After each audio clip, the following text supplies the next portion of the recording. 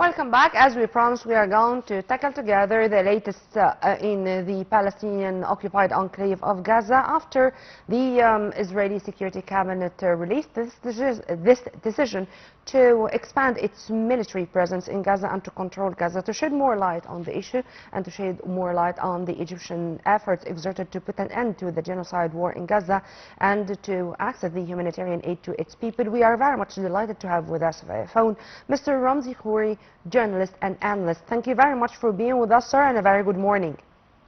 Good morning to you, Nermeen. Sir, how do you see the global and the growing voices from all over the world to condemn this latest decision by the Israeli cabinet? It's huge.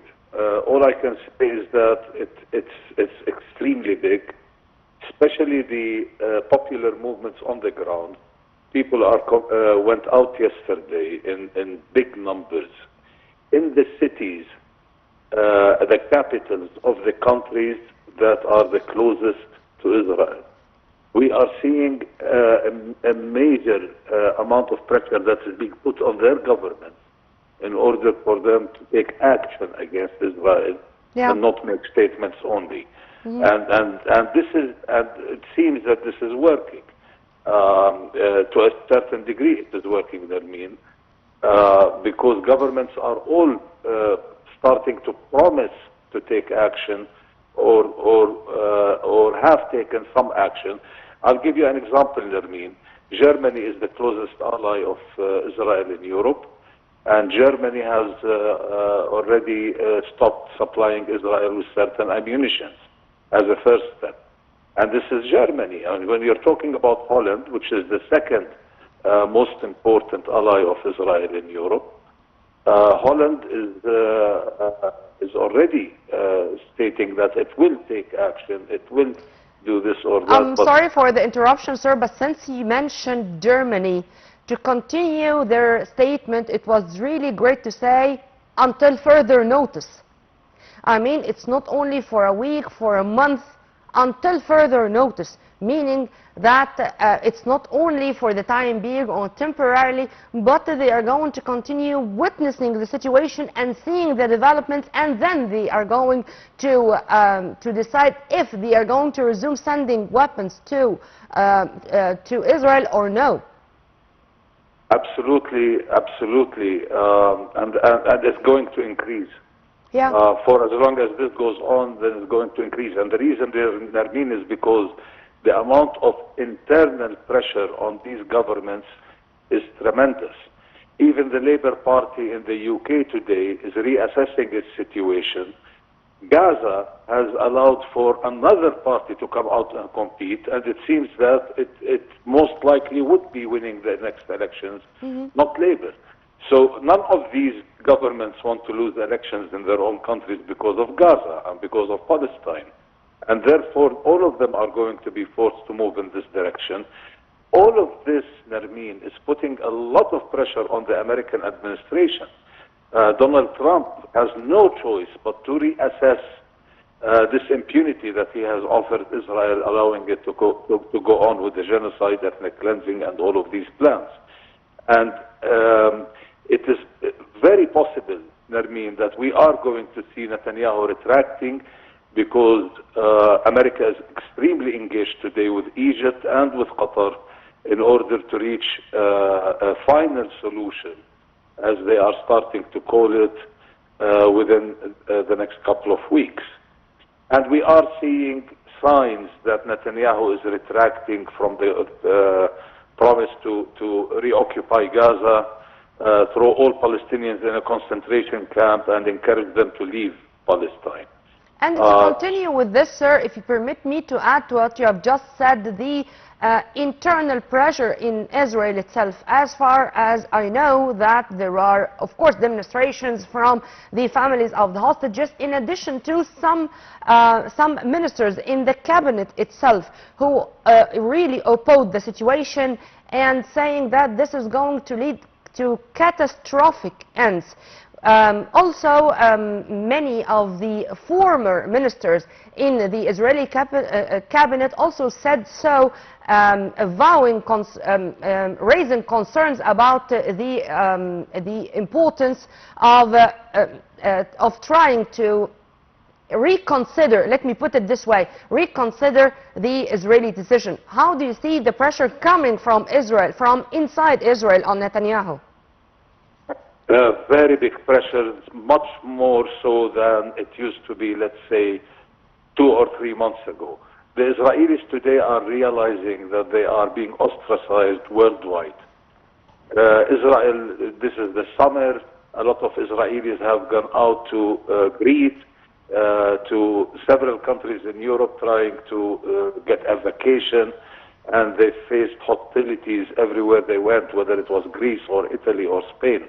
And therefore they're starting to understand that Israel is going to pay a very big price on the long term. They are hated at the popular level in the streets of Europe, and this is to them is very dangerous, of course. But also Israel, this was a question raised in some of the international media. If you permit me to ask you, Mr. Khoury, till when Israel is going to be able to bear this kind of isolation because of its criminal deeds?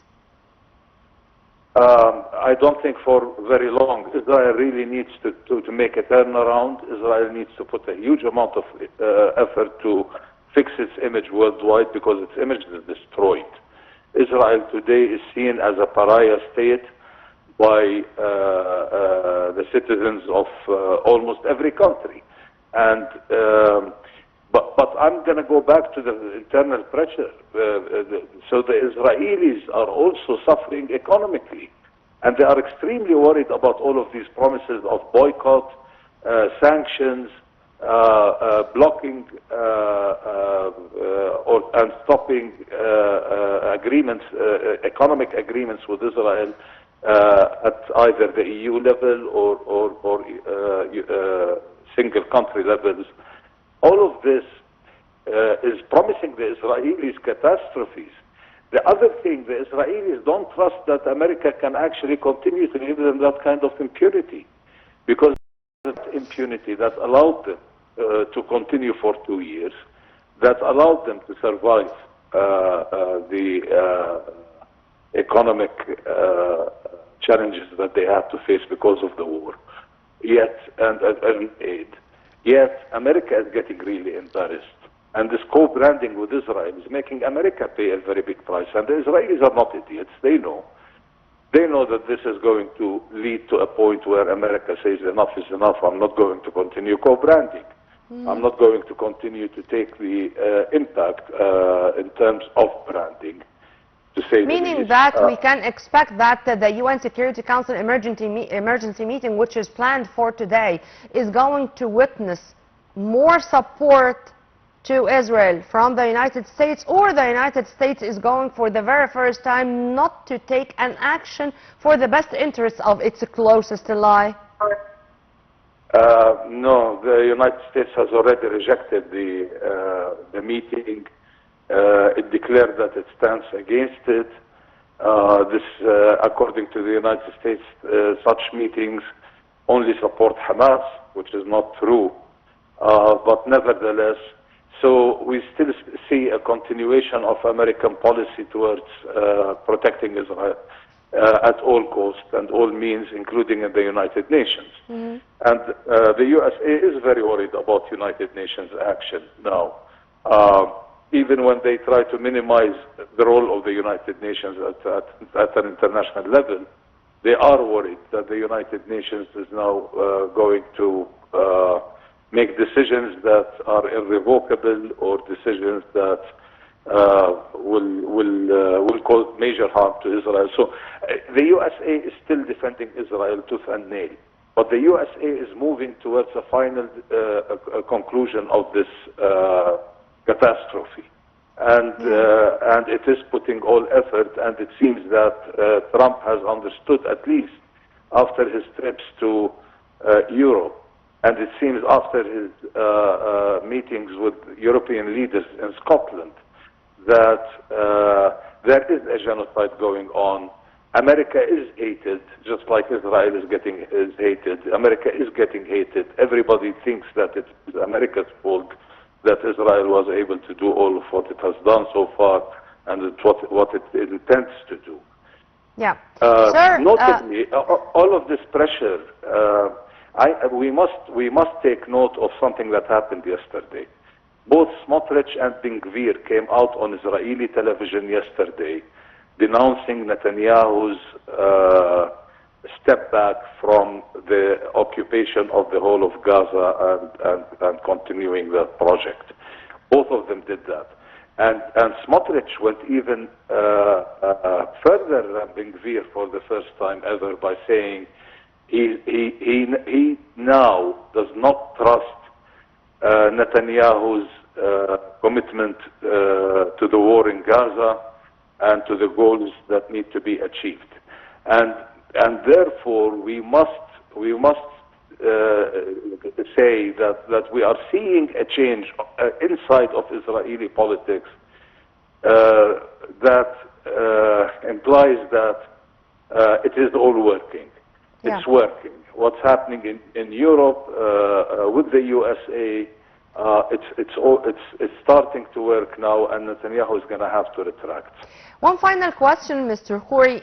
Yesterday, the Egyptian Foreign Ministry released a statement as Egypt welcomed the peace deal which was signed in the White House between Armenia and Azerbaijan under the sponsorship of American President Donald Trump.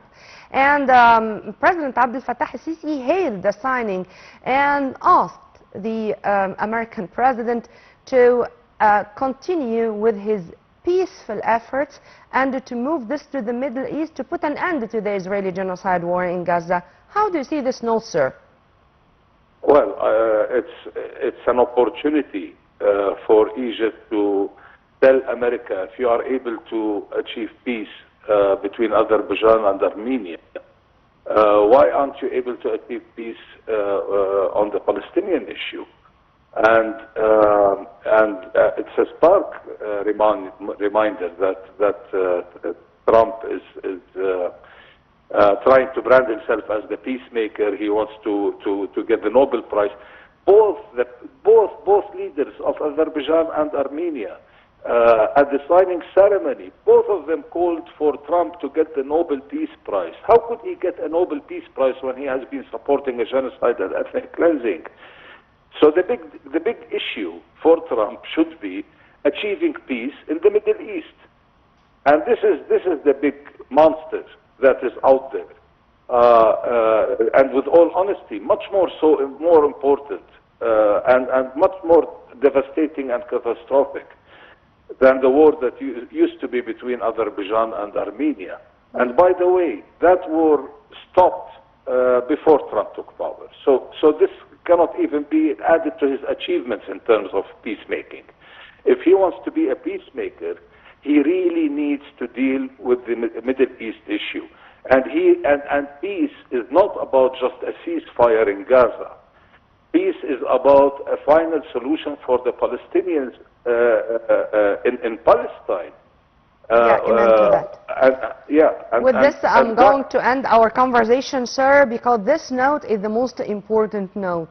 Peace is going to prevail only when there is an independent Palestinian state with Al-Quds as its capital. The two-state solution is the only way to secure the whole region. Mr. Ramzy Khoury, our journalist and analyst, thank you very much for your input, sir, and have a very good day. Right after the short break, we are going to return back with more, so stay tuned.